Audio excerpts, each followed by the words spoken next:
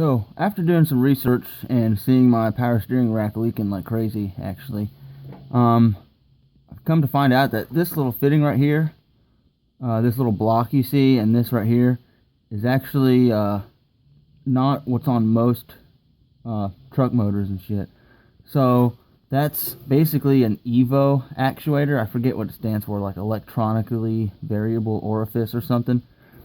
And I don't know what years or models or trim levels it came on, but what it is if the truck is going slower than 40 miles an hour, it allows like full flow rate and pressure to the steering rack to allow for easier steering.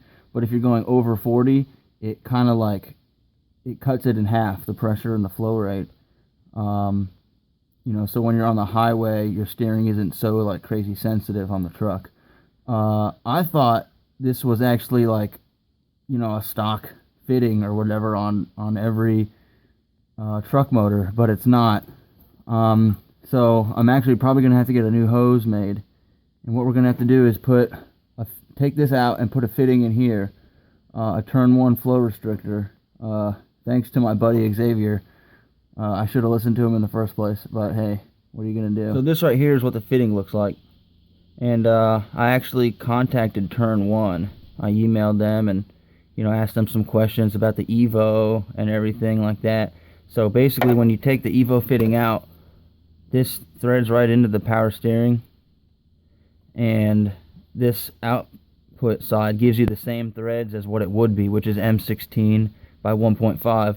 So this little blue fitting right here that I mentioned in the first video will actually, should hopefully screw right into there and seal just fine, so I won't have to get a new fitting to go in here.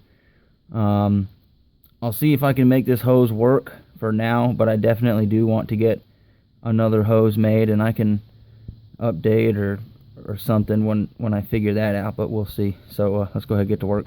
Okay, so this is what the EVO stuff looks like. Basically, when you take it off, you've got to take this thing off, this little circlip, take it off the top, and then this C-clip will be under that one you have to take off. And then this piece just kind of, it'll just like slide right off like that. I didn't worry about that little nut thing right there, but I used a 30 millimeter on this and took it right out. In the pump on the threaded side, there's like a spring stuff, I don't know, so that kind of puts tension on it. Nothing popped out on me though, so you should be alright. And if we go take a look at the car, that's what it looks like installed with the new fitting. The hose is just kind of whatever right now to make it fit.